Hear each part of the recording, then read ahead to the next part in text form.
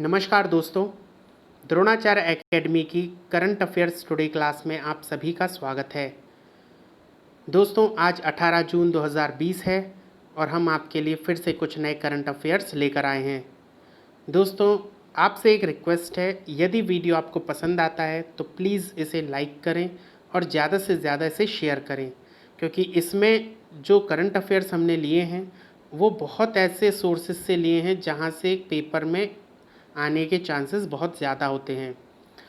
तो if you like this video so please like, share and subscribe my channel also.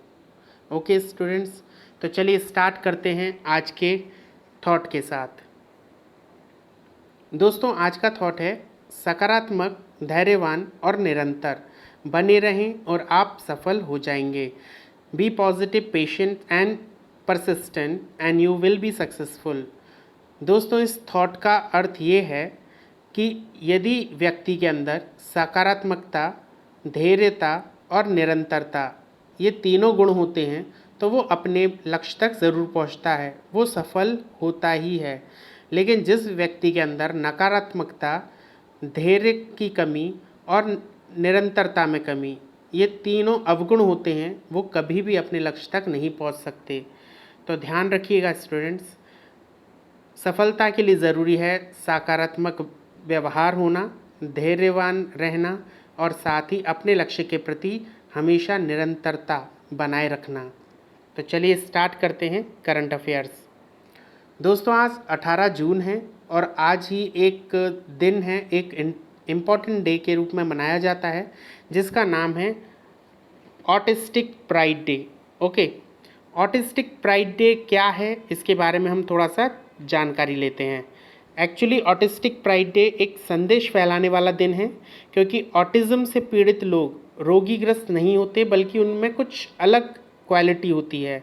तो हम उन्हें बीमार न माने बल्कि उनकी विशेषताओं का एक अनूठा समूह है जिसे हमें पहचानना चाहिए। हर ऑटिज़म जो व्यक्ति होता है जिसमें ऑटिज़म बीमारी है, वो किसी ना किसी उसकी एक क्वालिटी बहुत ज़्यादा मतलब बहुत अच्छी मानी जाती है उसके अंदर। ठीक, तो इस दिन ऑटिज़म बीमारी से ग्रसित लोग अपने लिए बोलते हैं और अनोखे तरीके से इस दिन को मनाते हैं। ठीक है, तो बात करते हैं ऑटिज़म है क्या एक्चुअली। तो ऑटिज़म एक न्यूरोलॉजिकल विकासात्मक विकलांगता है, एक डेफिशिएंसी है जो सेटिस्फाइड डेवलपमेंट के कारण होती है। जो डेवलपमेंट है वो पूरी तरह से नहीं हो पाता और उसी कारण से ये एक डेफिशिएंसी इंसान के अंदर आ जाती है जो सामान्यतः मस्तिष्क को प्रभावित करती है या फिर उसके संचार, कम्युनिकेशन को प्रभावित करती है, या सामाजिक संपर्क को, या अनुभूति या व्यवहार के विकास को प्रभावित करती है। क्लियर, इसलिए इसे एक न्यूरोलॉजिकल विकासात्मक विकलांगता कहते हैं। ठीक है, ऑटिज़म को स्पेक्ट्रम डिसऑर्डर भी कहा जाता है। ठीक है, क्योंकि इसमें क्या होता है, इसके लक्षण और विशेषताएं विभिन्न प्रकार के संयोजन में दिखाई देते हैं जो बच्चों को विभिन्न तरीकों से प्रभावित करते हैं। ठीक है, कुछ बच्चों को अपने कार्यों को पूरा करने में मदद की आवश्यकता होती है, लेकिन कुछ अपने कार्यों को स्वतंत्र रूप से प्रबंधित कर लेते हैं।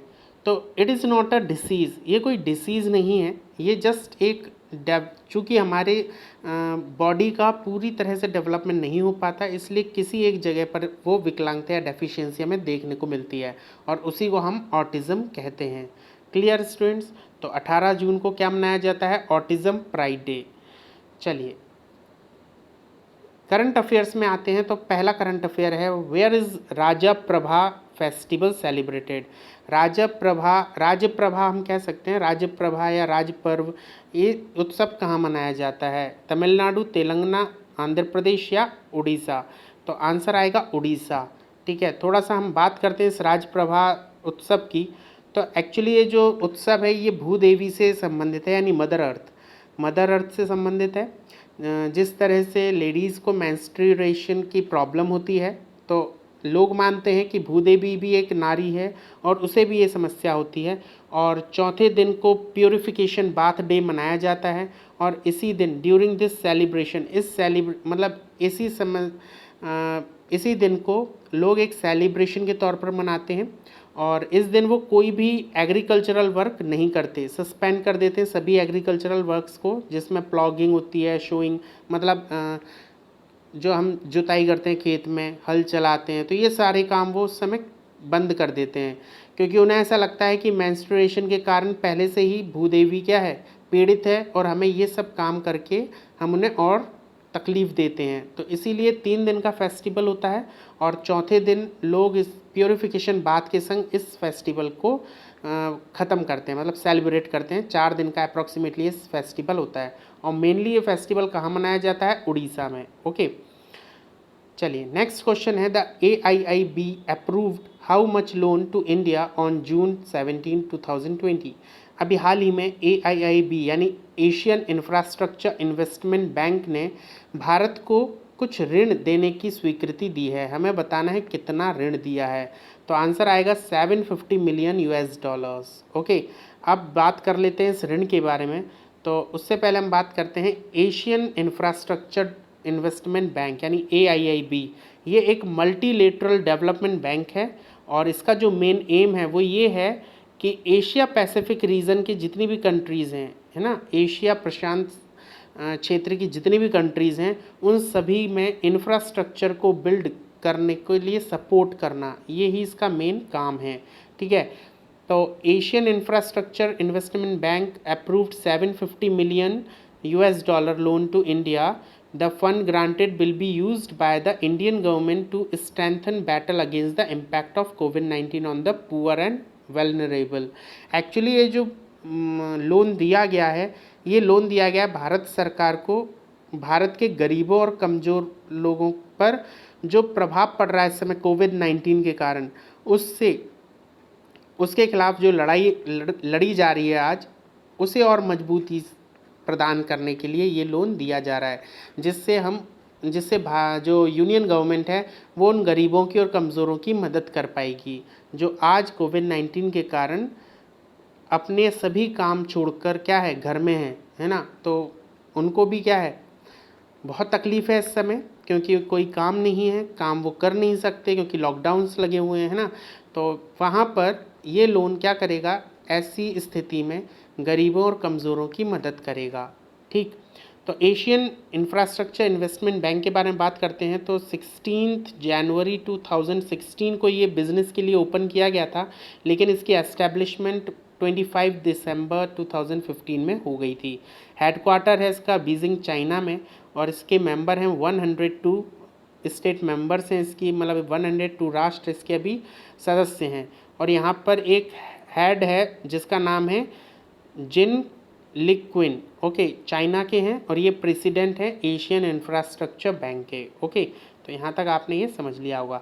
नेक्स्ट क्वेश्चन पर आते हैं, who has become the first Sikh to graduate from the US military academy. अभी हाल ही में अमेरिकी सैन्य अकादमी से स्नातक करने वाली पहली सिख महिला कौन है, तो नाम आएगा यहाँ अनमोल नारंग। क्लियर, अनमोल नारंग पहली महिला हैं जिन्होंने अभी अमेरिकी सैन्य अकादमी से स्नातक किया है। इसके बाद एक और नाम यहाँ पे आता है गुरशोक कौर। ये न्यूयॉर्क में पहली बार एक पगड़ीधारी पुलिस ऑफिसर बनी है। ठीक है, तो ये नाम भी एक इम्पॉर्टेंट बन जाता है यहाँ पर, तो ये आपको दोनों याद रखने हैं। नेक्स्ट क्वेश्चन पर आते हैं, which state minister has started feedback call centre on COVID-19 public grievance. मतलब अभी हाल ही में एक राज्य मंत्री ने COVID-19 के लिए जो लोक शिकायतें की जा रही हैं उस पर एक फीडबैक कॉल सेंटर की शुरुआत की है। ठीक है, यहाँ पर क्या होगा कि जो लोग हैं वो अपना फीडबैक देंगे, COVID-19 के कारण जो शिकायतें हैं उनके ऊपर एक फीडबैक कॉल सेंटर बनाया गया है। तो हमें बताना किस राज्य मंत्री ने इसका लॉन्चिंग किया है, तो नाम आएगा यहाँ पर डॉक्टर जितेंद्र सिंह ने। ठीक है, बात कर लेते हैं सिस्टम की, तो केंद्रीय कार्मिक लोक शिकायत और पेंशन राज्य मंत्री जितेंद्र सिंह ने अभी COVID-19 लोक शिकायतों पर फीडबैक कॉल सेंटर को शुरू किया है। ठीक है, लॉन्च के दौरान मंत्री ने 4 नागरिकों के साथ COVID-19 राष्ट्रीय लोक शिकायत मॉनिटर पर लाइव संवाद किया और जिनकी शिकायतों का सफलतापूर्वक निवारण भी किया गया। मतलब कोविड-19 के रिस्पेक्ट में अभी हाल ही में लोगों को प्रॉब्लम्स हो रही हैं काफ़ी, और इसके लिए वो शिकायत कहाँ करें, तो उन शिकायतों के लिए ये एक प्लेटफॉर्म बनाया गया है जहाँ पर आप अपनी शिकायत कर सकते हैं और उसका तत्काल समाधान किया जाएगा। ठीक है, और ये जो फीडबैक कॉल सेंटर है ये बनाया गया है भारत संचार निगम के संयोग से बनाया गया है, BSNL के। ठीक है, और इसका जो प्रशासनिक सुधार लोक शिकायत विभाग है, DARPG, इसके द्वारा ये संचालित किया जा रहा है। ठीक है, तो याद रखिएगा यहाँ पे दोनों नाम।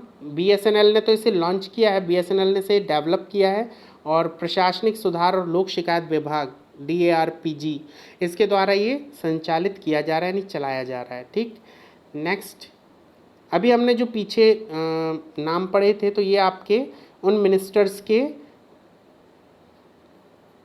एरिया हैं, वर्किंग एरिया। ठीक है, तो जैसे प्रहलाद सिंह पटेल ये अभी मिनिस्टर हैं, तो ये भी स्टेट मिनिस्टर ही हैं, ये कल्चर के और टूरिज़्म के मिनिस्टर ऑफ स्टेट हैं। ठीक, संतोष गंगवार आपने नाम सुना होगा, ये लेबर एंड एम्प्लॉयमेंट के स्टेट मिनिस्टर हैं।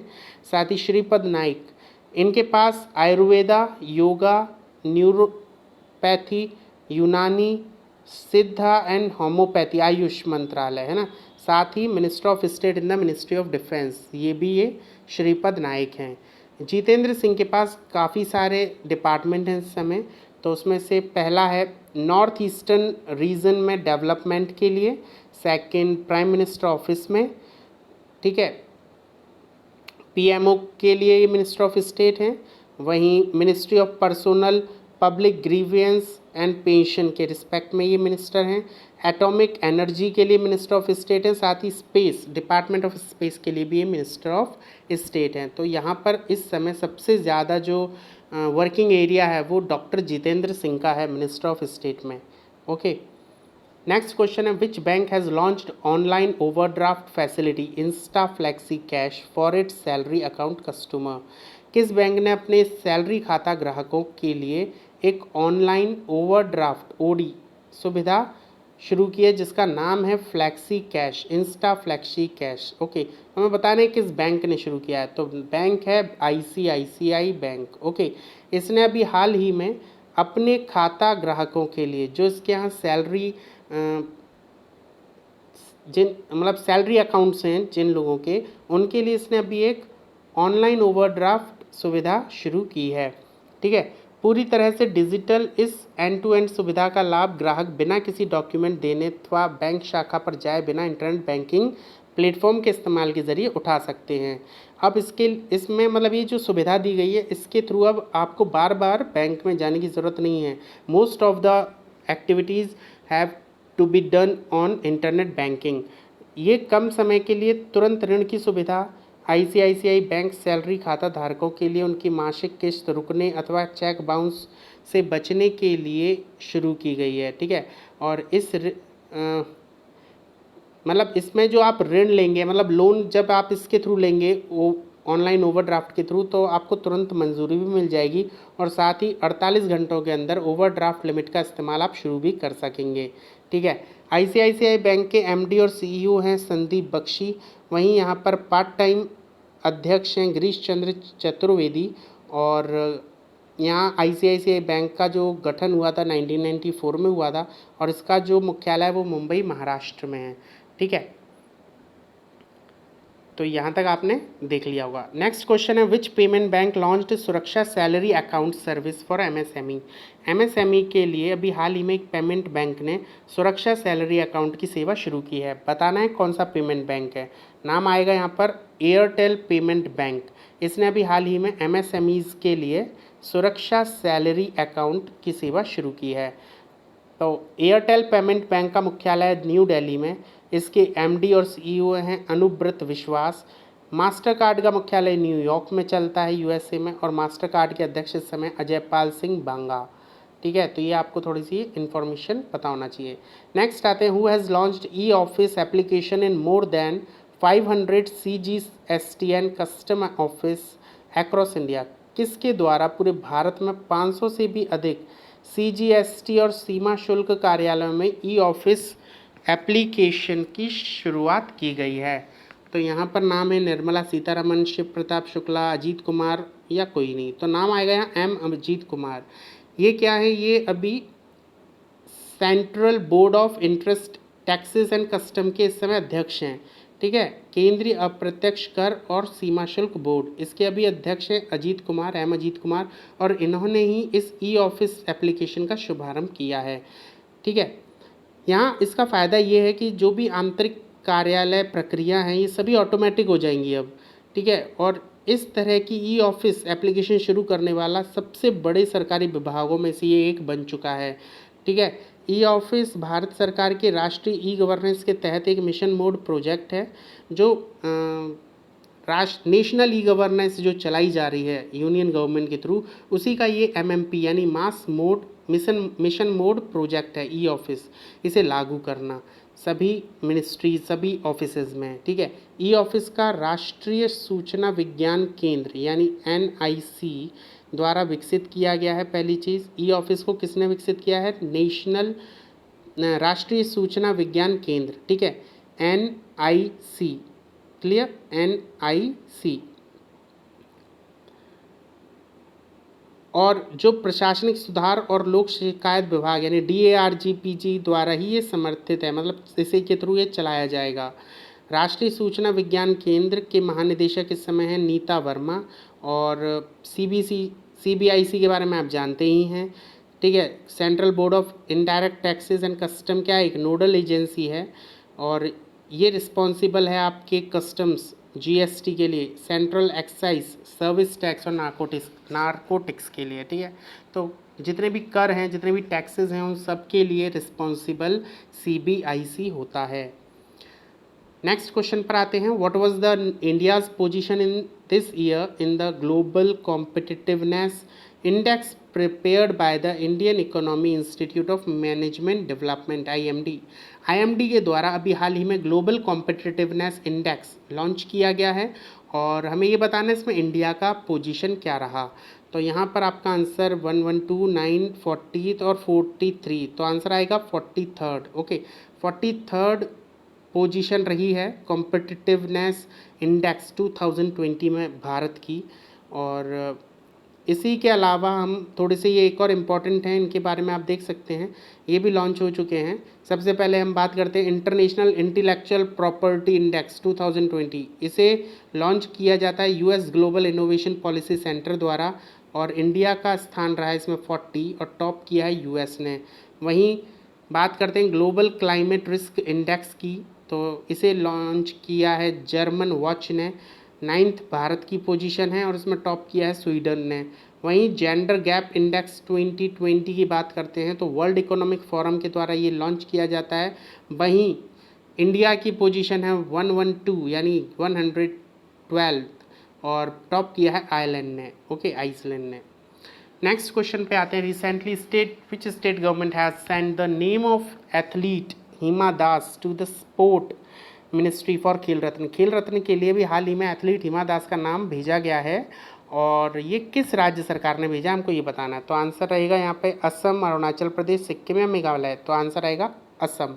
असम राज्य ने एथलीट हिमा दास का नाम भेजा है। अभी बात कर लेते हैं असम की, तो मैप में आपको ये असम दिख रहा होगा, ये रेड कलर का ये असम है, और स्टेट यानी इसकी स्थापना हुई थी 26 जनवरी 1950।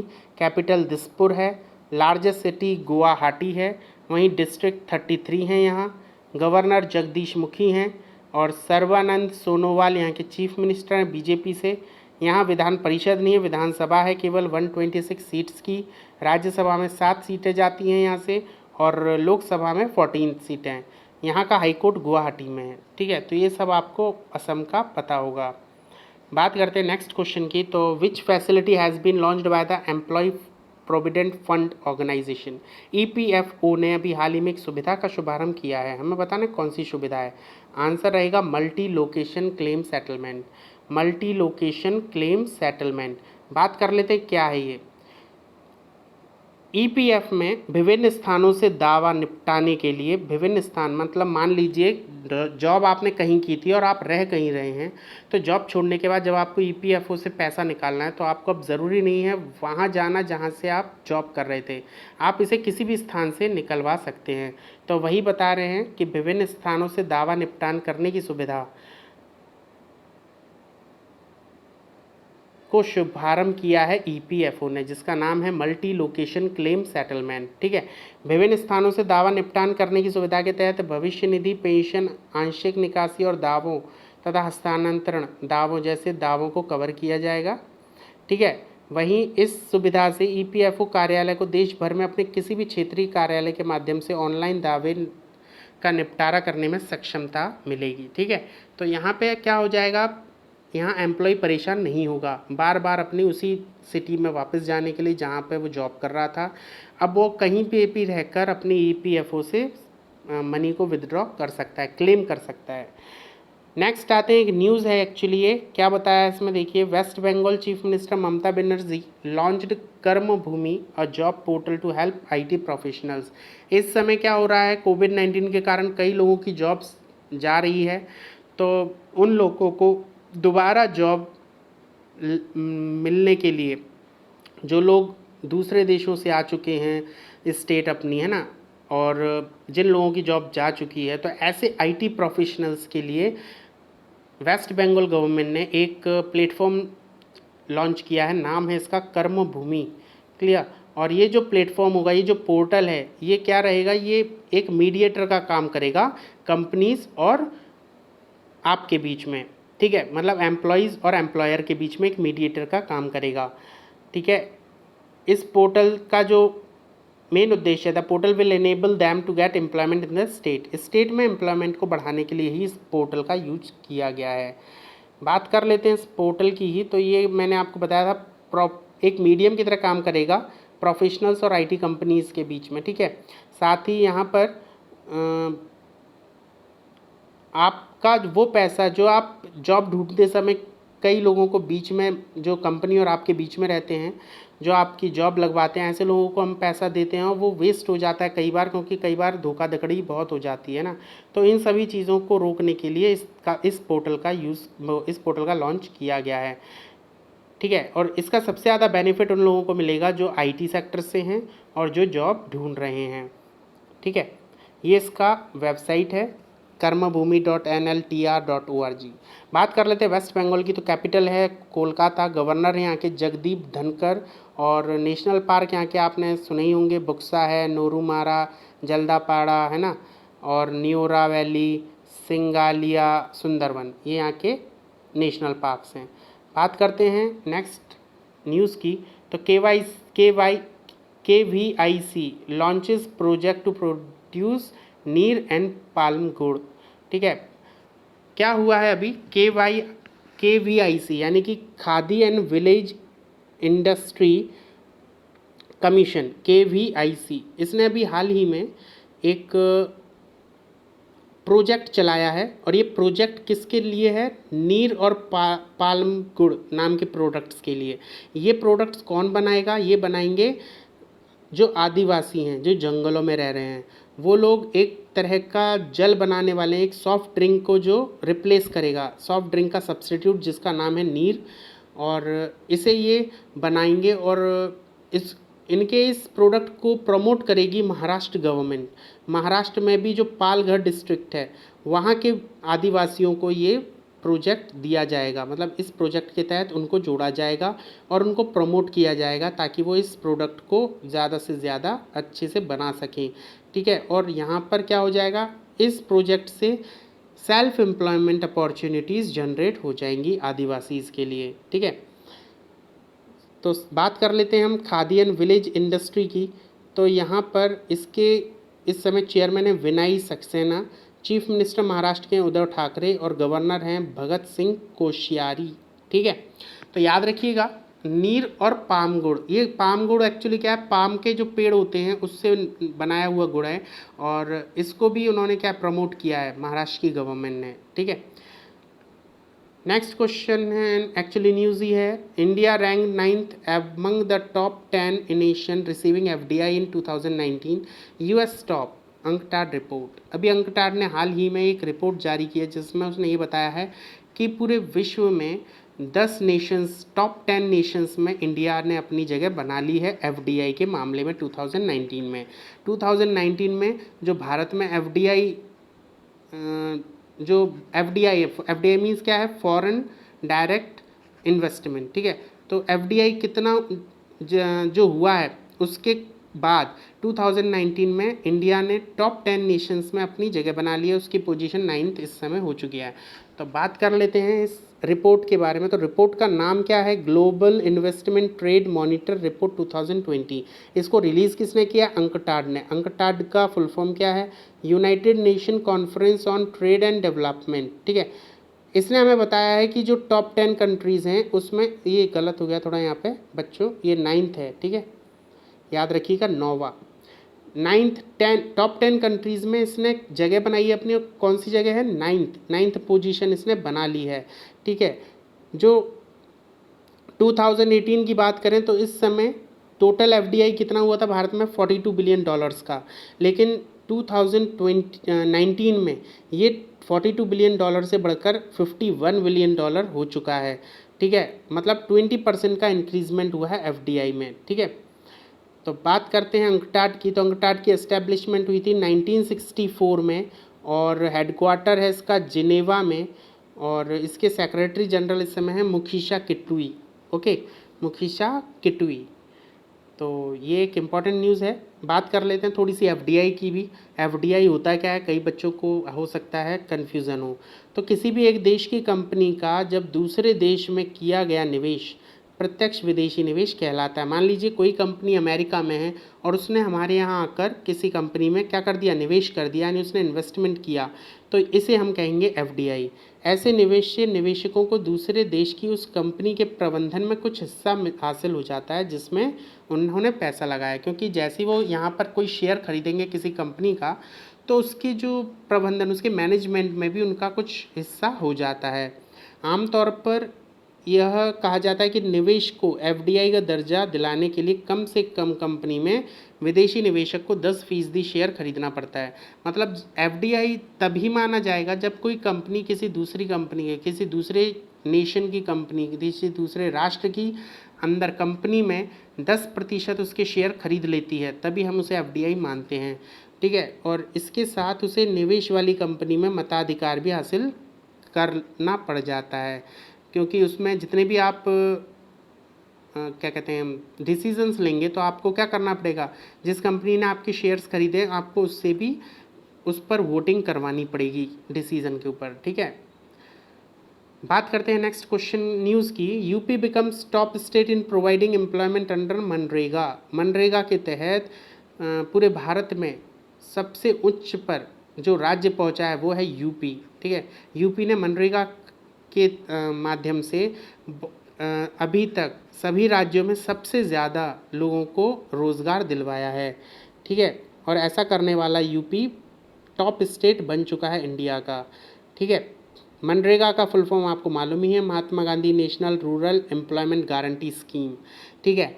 तो यहाँ पर उन्होंने क्या बताया है कि अप्रॉक्सीमेटली 57 लाख 57,12,975 वर्कर्स को एम्प्लॉयमेंट मिल चुका है इस समय, और ये अराउंड 57,000 विलेजेस से हैं, ठीक है। मतलब क्या बोला उन्होंने कि 57,000 विलेजेस से करीब 57,12,975 लोगों को इन्होंने रोज़गार दे दिया है मनरेगा के तहत, ठीक है। UP government has generated 7.93 crore man days and is committed provide job to 10 lakh more worker, और ये आगे इस आंकड़े को बढ़ाते ही जा रहे हैं, ठीक है। बात कर लेते हैं यहाँ के चीफ मिनिस्टर की। तो आपको मालूम है योगी आदित्यनाथ, और गवर्नर यहाँ पे आनंदीबेन पटेल।